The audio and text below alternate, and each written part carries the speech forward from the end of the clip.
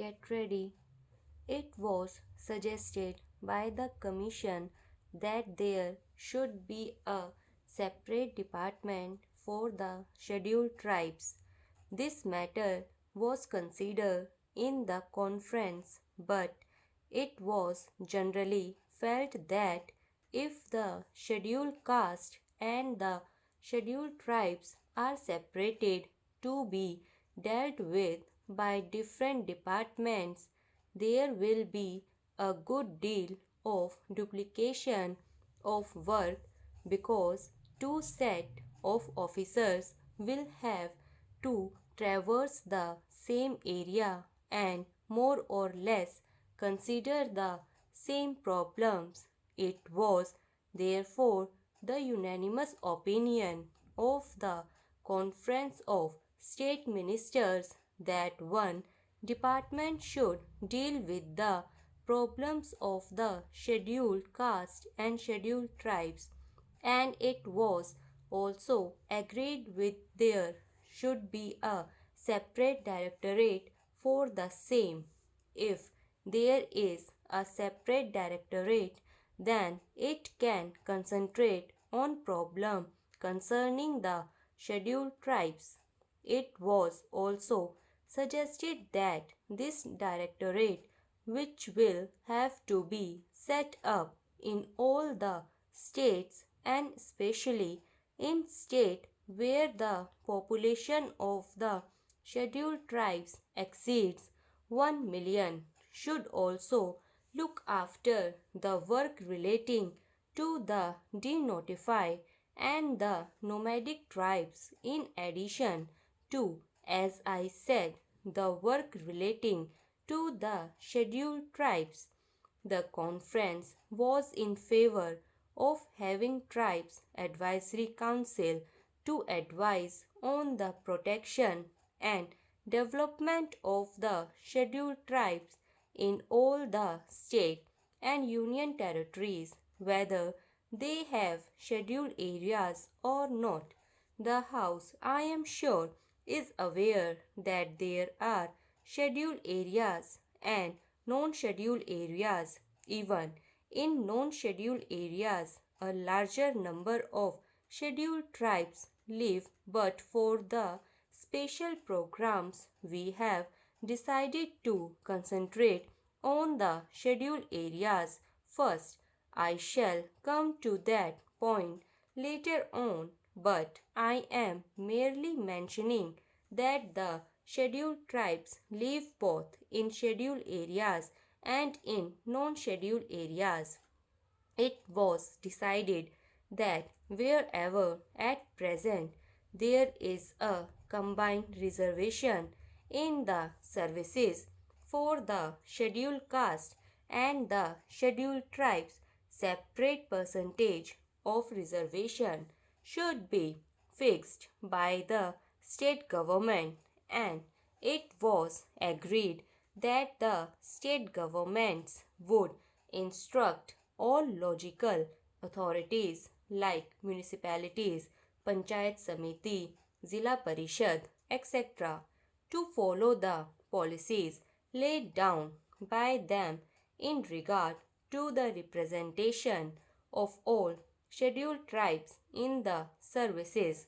It was decided to have a small committee of officials from the tribal welfare department and the different departments at the state level to ensure coordination. The conference also agreed that there should be a section under the Chief Secretary for evaluation of the tribal welfare program. If all these and other decisions taken at the conference are implemented with speed, as it is hoped that they will be, there will be considerable improvement of the condition which exists at present.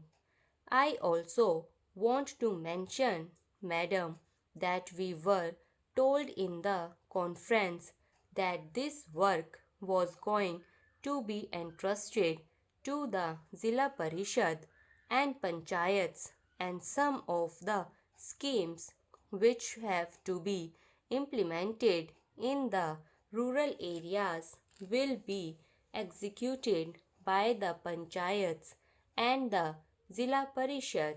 Well, I welcome this suggestion but only wanted to question the district authorities and the state governments not to leave everything to the Zilla Parishads and Panchayats and have no supervision and watch over their work. My fear is that because this will be a new work for them, they may not be able to bestow enough attention to the problems or the schemes concerning the scheduled tribes. They will have many other things to do. So, it would be necessary that the district authority should keep constant watch and they should function as the friend and guide of the panchayats and the Zilla Parishad. Madam, there are two major schemes in respect of the scheduled tribes in the central sector of the program, which are controlled by the Ministry of Home Affairs and on which the entire expenditure is borne by the Government of India. These are the schemes of tribal development blocks and the schemes relating to promotion of cooperation among the scheduled tribes, particularly in the form of forest laborers, cooperative societies, and labor contract societies. The Ministry of Home Affairs appointed a special working group on cooperation about a year ago, and its report is expected shortly.